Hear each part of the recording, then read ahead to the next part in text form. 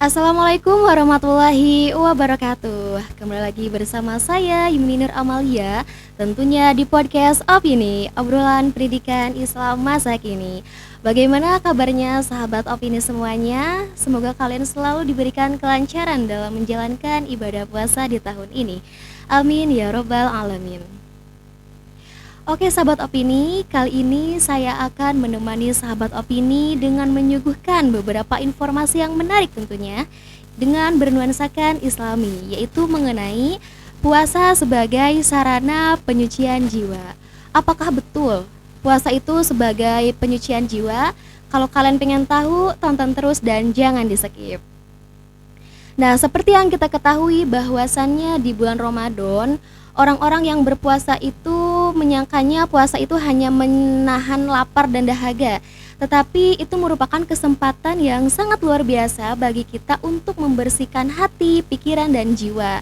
Nah, di bulan yang penuh berkah ini, kita itu diberikan kesempatan untuk memperbanyak amal soleh, mendekatkan diri kepada Allah, dan melakukan amalan-amalan sunnah. Oleh karena itu, pada podcast kali ini kita akan membahas mengenai puasa sebagai sarana dalam penyucian jiwa. Alhamdulillah telah hadir narasumber kita yang sangat luar biasa. Beliau merupakan Kepala Madrasah Ibtidaiyah Pasir Kiara dan sekaligus asatid di Pondok Pesantren Babakan Jamanis. Mari kita sapa terlebih dahulu narasumber kita.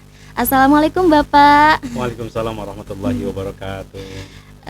Dengan Bapak Anas Syahroni ya Pak ya. Alhamdulillah. Gimana Pak sekarang puasanya? Sehat alhamdulillah, berkah Neng. Semoga diberikan kelancaran ya Pak ya. Amin ya Allah ya Rabbal alamin. Izinkan sedikit ya Pak untuk menggali lebih jauh lagi mengenai latar belakang Bapak nih. Bapak kan sebagai pemimpin ataupun kepala di madrasah kayak gitu Pak. Berikan ceritakan pengalaman Bapak nih, kenapa bisa menjadi kepala di madrasah. Pasti kan banyak sekali nih Pak rintangan dan tantangan yang telah dilaluinya. Betul Neng. Silakan Pak. Alhamdulillah Neng, ini merupakan amanah. Ya. Bapak juga ucapkan terima kasih kepada podcast di Stitno Al-Farabi ya. yang telah memberikan ruang bagi Bapak untuk bisa bersilaturahim bersama semuanya. Alhamdulillah Bapak di Pondok Pesantren Babakan Jamanis ini sudah 32 tahun. Wow, alhamdulillah. Cukup lama juga ya Pak ya. Dan menjadi Kepala Madrasah Ibtidaiyah Pasir Kiara sudah 15 tahun. Masya Allah. Menjadi guru sudah 25 tahun. Alhamdulillah berkah, mudah-mudahan Neng menjadikan pelajaran bagi Bapak, juga menjadi amanah yang mudah-mudahan menjadi amal yang nanti bisa kita raih di akhirat nanti. Untuk di Kepala Madrasah sebagai pimpinan lembaga tentunya banyak suka dan dukanya, yang ada suka dan duka, tapi yang jelas kita laksanakan dengan sepenuh hati, dengan penuh keikhlasan. Insya Allah segalanya akan ada jalan keluar. Jika madrasah Bapak, tapi Bapak alhamdulillah di bidang keagamaan, di bidang olahraga dan sebagainya menjadi, kemarin juga sudah menjadi juara level di kabupaten juga tingkat provinsi Jawa Barat. Alhamdulillah ya Pak ya. Masya Allah sekali ya. Perjalanan yang sangat begitu panjang dan sangat memotivasi untuk kita semua, khususnya para sahabat opini. Nah, selain Bapak mengajar, apakah ada kesibukan lain Pak selain itu? Tentu saja Neng, Bapak itu mengajar di pondok pesantren. Kita dari jam 7 sampai jam 13 kita berada di sekolah, di madrasah PMI. Dan setelah itu kita mengajar anak-anak diniyah juga, dan malam pada maghrib, pada isya, pada subuh kita berada atau mengajar santri di pondok pesantren. Wah, cukup padat sekali ya Pak kegiatan Bapak dalam seharinya. Semoga apa yang Bapak kerjakan bisa menjadi amal jariah nantinya. Amin ya Rabbal alamin. Nah, kita langsung masuk aja ya Pak ke pembahasan utama mengenai puasa sebagai sarana untuk penyucian jiwa. Nah, sebelumnya saya ingin menanyakan nih ke Bapak, apakah betul puasa itu merupakan sebagai sarana untuk penyucian jiwa? Dan yang dimaksud dengan penyucian jiwa di sini itu seperti apa ya Pak? Baiklah, semua taala, dan tentunya terima kasih. Di sini Ramadan itu sebenarnya kan dikatakan bulan suci juga. Ya, bulan suci. Bulan suci Ramadan. Ya. Ramadan itu terdiri 5 huruf nih. 5 huruf itu ada ro, mim, dod, ada alif, ada nun ya. Ro-nya itu ada rahmatullah. Rahmatullah. Mimnya adalah magfiratullah, artinya ampunan Allah. Ya. Dan dodnya adalah do'fus sawab, artinya dilipat gandakan ganjaran pada bulan Ramadan itu. Lalu alifnya adalah ulfatun, kecintaan Allah Subhanahu wa taala kepada kita yang berpuasa. Dan nunnya adalah nikmatun, merupakan nikmat. Sebab di dalam hadis dikatakan lisoimi farhatani, farhatun indal iftari, inda iftarihi, wa farahatun inda liqa'i rabbih. Artinya bagi orang yang berpuasa, tapi yang puasa itu imanan wa ihtisaban, artinya iman dan karena Allah. Iya. Landasannya karena Allah, iman dan karena Allah. Itu ada 2 kebahagiaan. Yang pertama adalah kebahagiaan farhatun inda iftarihi, di waktu dikala iftar. Iftar itu ada 2 bisa. Di waktu maghrib buka puasa kita akan merasakan senang dan bahagia. Yang kedua, iftar itu Idul Fitri, kita akan merayakan kegembiraan setelahnya kita lulus melaksanakan puasa dengan sepenuh hati. Kita akan merasakan nanti di Idul Fitri akan mencari kebahagiaan, bertemu dengan keluarga dan sebagainya, dan merupakan hari kemenangan. Yang kedua, kebahagiaan itu inda liqa'i rabbih, bagi orang yang merasakan puasa dengan ikhlas, dengan iman dan ikhlas lillahi ta'ala, akan bertemu Tuhannya di surga nanti. Maka adanya pintu yang namanya ar-royan. Jadi lisoim itu bagi ada lil jannah, ada babun yusam wa yuqalu lahu ar-royan. Jadi di pintu surga yang 8 itu ada pintu royan. Royan itu khusus lisoimina, bagi orang-orang yang puasa masuknya di pintu royan. Betul sekali bahwa puasa itu adalah mensucikan jiwa, mensucikan badan juga, dohir batin akan tersuci. Terutama kalau kita kaitkan dengan dohir juga kan, dengan kesehatan saja ada detoksifikasi di puasa itu. Ada 6 itu khasiat dari berpuasa itu. Di antaranya adalah untuk menstabilkan organ-organ tubuh kita dan sebagainya, sehingga akan puasa itu maka sumu tasihu, berpuasa akan menjadi sehat ya. Lalu ada yang keduanya adalah ada yang dikatakan tazkiyatun nafs, artinya kita membersihkan jiwa kita, melatih kita. Kan itu puasa tarbiyah, melatih diri kita empati, bagaimana perasaan orang yang lain yang sedang kelaparan bisa kita rasakan dengan puasa, maka kita akan empati kepada orang lain, akan merasakan oh beginilah rasanya orang yang tidak makan seharian dan sebagainya. Kan ada timbul itu kan jiwanya itu kan bertambah kesabaran, kesolehan. Maka la'alakum tattaqun kan gitu ya, kutiba alaikum syiyam ma kutiba alal ladzina min qablikum la'alakum tattaqun, mencetak manusia yang muttaqin, yang takwa terhadap Allah Subhanahu wa taala. Jadi jelas dohir batin itu puasa itu akan memberikan pelajaran yang luar biasa. Nah, Sobat Opini, selain berpuasa itu mendapatkan pahala, tentunya puasa itu bisa menyehatkan tubuh ya Pak. Betul sekali ya Pak ya. Itu terkandung dalam Al-Quran nggak Pak, yang untuk menyehatkan tubuh? Di dalam hadis Rasul kan sumu tasihu, iya. silakan berpuasa dan itulah akan menjadi sehat. Di antaranya puasa itu dapat membantu detoksifikasi dalam badan itu. Yang pertama bisa mengurangi beban pencernaan kita.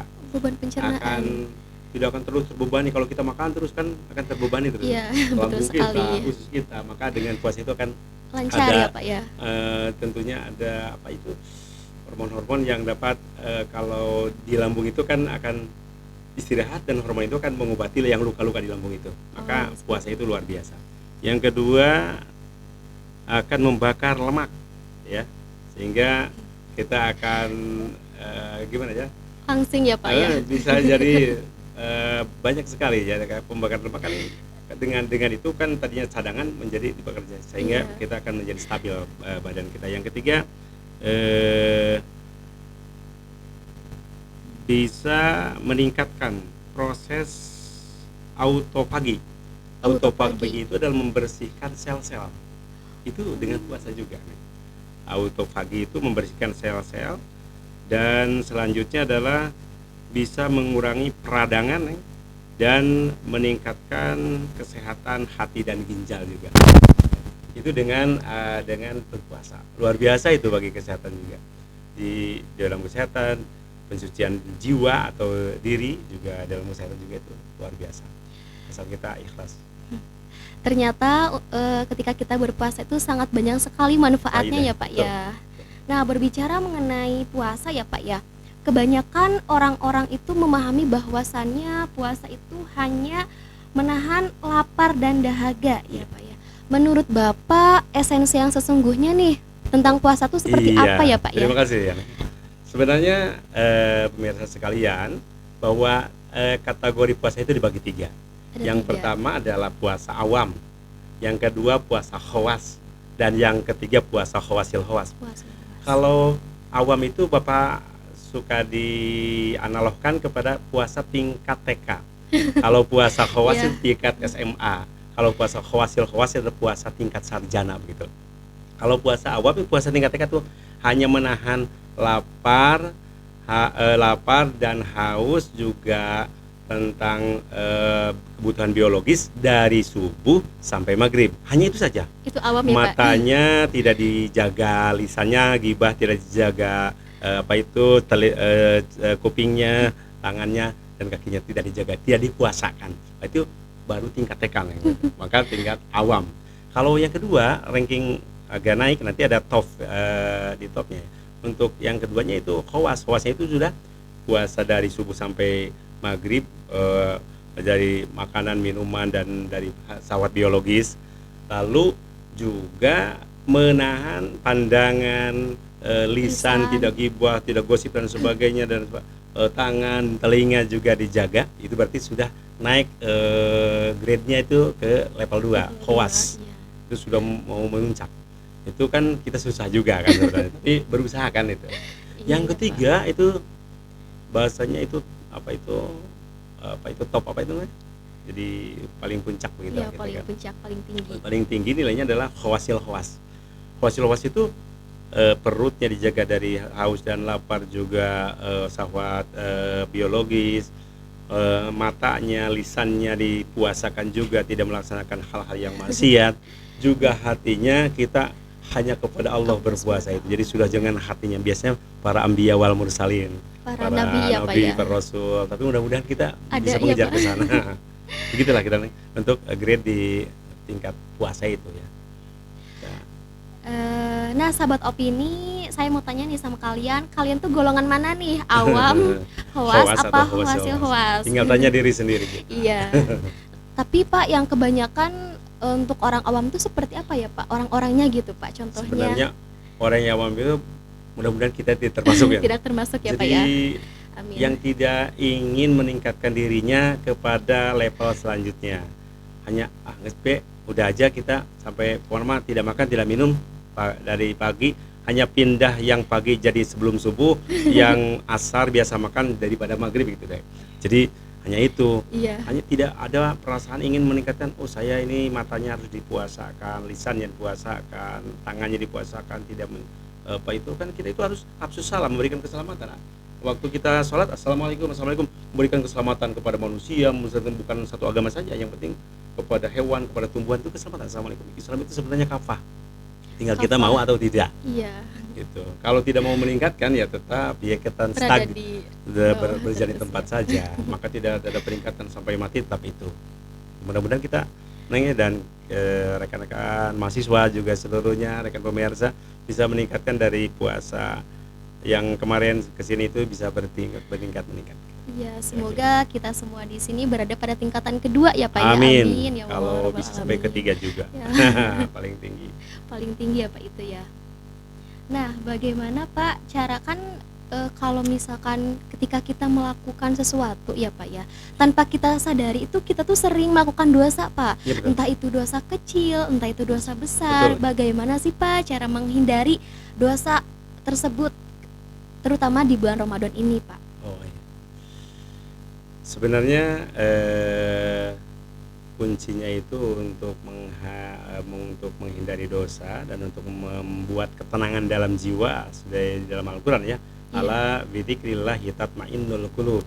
Kita selalu mengingat Allah Subhanahu wa taala, akan menjadikan kita terhindar dari dosa dan akan menjadi ketenangan dalam jiwa kita.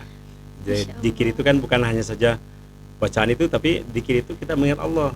Kita menjadi pedagang, menjadi mahasiswa, menjadi apa itu kaum buruh, menjadi pegawai juga kan selalu kita ingat kepada Allah, insya Allah tidak akan melaksanakan dosa itu. Ya. Itu hanya bizikrillah ya, ala bizikrillah. Kita selalu mengingat Allah Subhanahu wa taala. Berusaha. Tapi kan kita manusia kadang-kadang Kadang lupa kadang ya Pak ya. iya kadang-kadang ini. Tapi diusahakan. Diusahakan selalu mengingat Allah ya Pak ya. Siap. Jadi buat sahabat opini, ketika kalian ingin terhindar dari dosa kecil maupun besar, kalian harus tetap mengingat Allah. yang di atas, itu Allah Subhanahu wa taala ya Pak ya. Iya. Nah, ada lagi nih Pak pertanyaan yang sangat Siap. menarik Pak. Bagaimana cara menjaga hati dan pikiran tetap bersih dari perasaan negatif seperti gibah, dusta, iri hati, dengki ketika di bulan Ramadan? Kan ada yang mengatakan ya Pak, para ulama, bahwasannya yang merusak puasa itu ada dua katanya Iya. Pak, gibah sama dusta. Iya. Nah, bagaimana sih Pak cara menjaga dari perbuatan tersebut ketika di bulan Ramadan? Oh iya. Sebenarnya itu ada dua, ada bahkan sampai 5 nih. Itu ada gibah, ada apa tadi kidbu, bohong ya, ada Iya. gibah ya, gibah gitu. Lalu ada sumpah palsu juga, ada melihat dengan penuh syahwat juga, itu akan bukan tidak sah puasanya, tetapi akan membatalkan atau akan menghapus ganjaran atau pahala Ramadan tersebut atau puasa tersebut.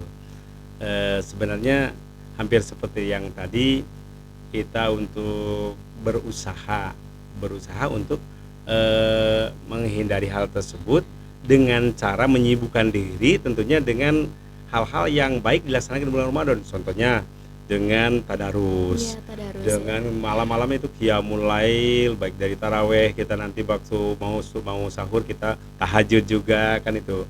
Lalu kita tadarus, banyak sedekah juga kan itu.